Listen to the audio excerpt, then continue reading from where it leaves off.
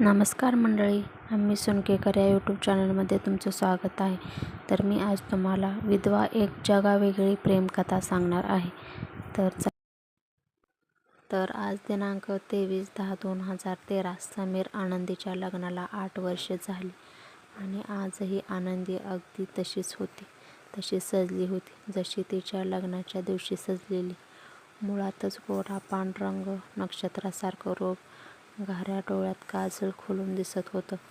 लांब सडक आणि असे हलकेच वेणीत गुंफलेले दाट काळेभोर केस आणि लग्नातील भडक जांभळा व त्याला लाल खाट असलेला शालू तिने परिधान केला होता. हा शृंगार तिने केलाच त्यात ती अगदी अप्सराच भासत होती. पण आता तिने पाऊल चालले होते बंद कपाटातील त्या छोट्याशा कुंकवाच्या डबीकडे. कपाट उघडताच तिला ठसका लागला.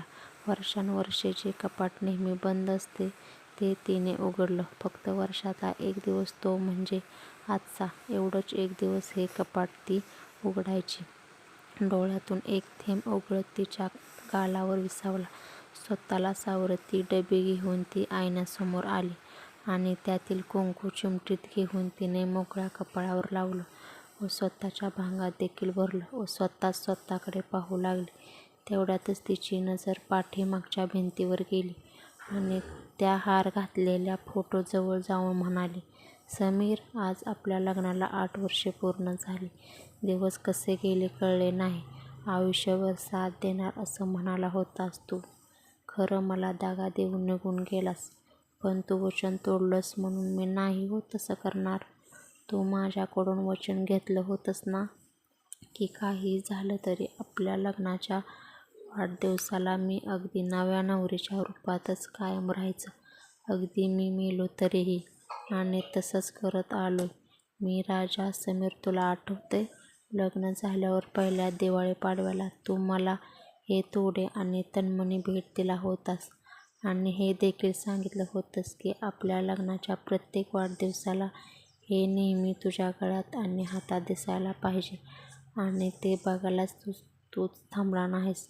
बघ ना, माझे हात तुझ्या तोड्याने किती खुलून दिसत आहेत. समीर, तुला आठवतंय तू मला म्हणाला होतास की आपल्याला बाळ झालं तर मुलगीच हवी असा तुझा अट्टहास. तिने बाबा बाबा करून तुझ्या गळ्यात पडावं, तुझ्याशी राग आल्यावर कट्टी करावी इतकी स्वप्न रंगवून स्वतः मात्र निघून गेलास. तुला माहितीये का तुझ्या विना माझ्या आयुष्यात काय हाल होत आहे. आज सगळं जग मला विधवा वांजुटी म्हणते. पण समीर, मला नाही वाईट वाटत त्या गोष्टीचं. चल अरे समीर, आज तुला मी एक सरप्राईज देणार आहे. चल हां. असं म्हणून आनंदी समीरचा फोटो हातात घेऊन रूमच्या बाहेर गेली आणि तिला सवाष्णाच्या वेशात पाहून घरच्यांनी तिच्याकडं पाठ फिरवली.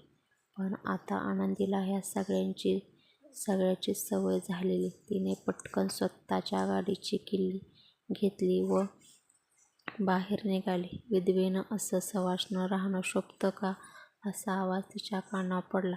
पण तिकडेही दुर्लक्ष करत ती आता फक्त पुढे गाडी वेगात चालवत होती. आता मात्र तिची गाडी येऊन थांबली. शेजारच्या सीटवर ठेवलेला समीरचा फोटो तिने उरी कवटाळा व लगबगीने धावत एक मोठ्या वाड्यासारख्या ठिकाणी गेटच्या आत शिरली आणि तिची चाहूल लागताच अचानकपणे प्रत्येक खोलीतील मुली तिच्याजवळ आई आई म्हणून तिला बिलगल्या व आई कुठं होतीस तू असं म्हणत तिच्याशी बोलायला लागल्या. तिनेही साऱ्या जणींना हो अगं माझ्या फुलराणींनो, आता मी आले ना असं म्हणत समजूत काढली व म्हणाली, पाहिलंत का आज तुम्हाला भेटायला कोण आलंय असं म्हणाली. साऱ्या मुली आपापसात कुजबुजत, कोण आले आई, इथे तर फक्त तुझीच गाडी आहे असं म्हणाली. आनंदीने तिच्या हातातील फोटो मुलींना दाखवला. हे बघा, आज तुमचे बाबा आलेत हो लेकींना भेटायला. तिथे जवळजवळ 35 मुली होत्या.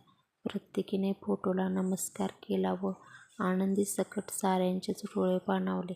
आईचा म्हणजेच आनंदीचा व त्यांच्या जगात नसणाऱ्या बाबांच्या लग्नाचा वाढदिवस असल्याने त्यांनी आधीच केक आणून ठेवलेला.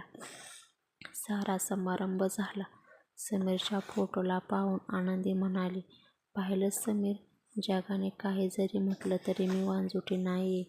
मी 35 मुलांची आई आहे आणि तू बाबा. आपल्याला एक गुंडच मुलगी व्हावं असं तुला वाटत होतं ना? हे घे 35 मुले, आता कर त्यांच्याशी कट्टी-बट्टी. वरूनच ती म्हणते, समीर तू गेल्यानंतर लगेच 2 महिन्यात मी आपल्या गावात असलेले जे अनाथ मुलींचं वसतिगृहाचा सांभाळ करण्याचा निर्णय घेतला. येथील प्रत्येक मुलीची आई बनले मी तर म्हणेन बरं झालं ना रे आपल्याला बाळ नाही झालं, कारण आपण फक्त किंवा तुझ्यानंतर मी फक्त आपल्याच जन्म दिलेल्या बाळाचा सांभाळ केला असता. पण आज बघ मी 35 मुलींची आई व तू बाबा आहेस. सारा दिवस मी ह्यांच्यापाशी असते. वर्षे कशी गेली कळलं नाही, पण इतकंच सांगते, मी विधवा जरी असले तरीही तुझ्या आठवणीने मी 37 सवाष्ण आहे.